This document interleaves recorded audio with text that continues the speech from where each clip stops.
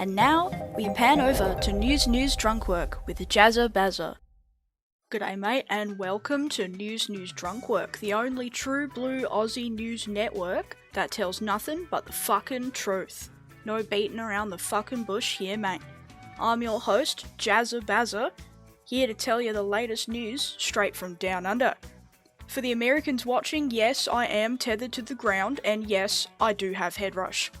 On to the news. Bunnings warehouse employees prepare for a riot of angry patrons after inflation causes the sausage sizzle prices to rise by 50 cents.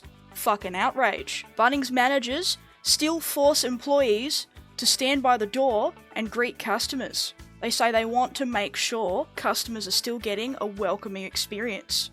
All greeters have been sent to the hospital with severe injuries from the garden pitchforks and weed killer chemical burns inflicted upon them by angry patrons. Fucking oath. Daylight fucking robbery. Magpies have been reportedly swooping more aggressively this year, with many victims in the hospital after losing an eye. I suspect that it's the government, their government drones, and they're pecking out your eyes to stop you from watching NND and seeing the fucking truth. I can guarantee you. Liberal fuckwit Peter Dutton is banned from social events without a hat during summer due to his head reflecting the harsh UV rays into people's eyes. His missus has been seen putting his hat on for him, telling him no hat, no play, before sending him to work events. Prime Minister Anthony Albanese's new bill to ban 16-year-olds from social media takes a bad turn as identity theft cases skyrocket. The dickheads thought getting people to submit their IDs to the internet was a good idea, but no, all the old cunts just posted them on Facebook because MyGov is too hard to fucking navigate. I say make MyGov great again.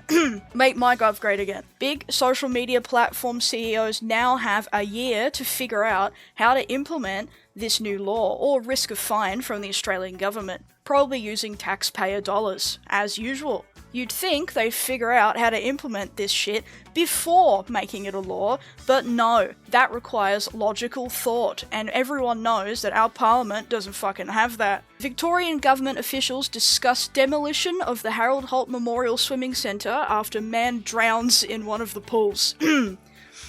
May he rest in peace. It's not a laughing matter. Tasmania is labelled Australia's prettiest state with its lush greenery and amazing air quality. It's just a shame that the people are like that. You know what I'm talking about. Traffic levels are at a record-breaking low after Western Australians are forced to take mandatory merging lessons before getting their licenses. Thank fuck. It's about time. Oh, sorry, we're getting breaking news. Photos emerge of what appears to be former Prime Minister Harold Holt in a Speedo drinking a martini in Fiji.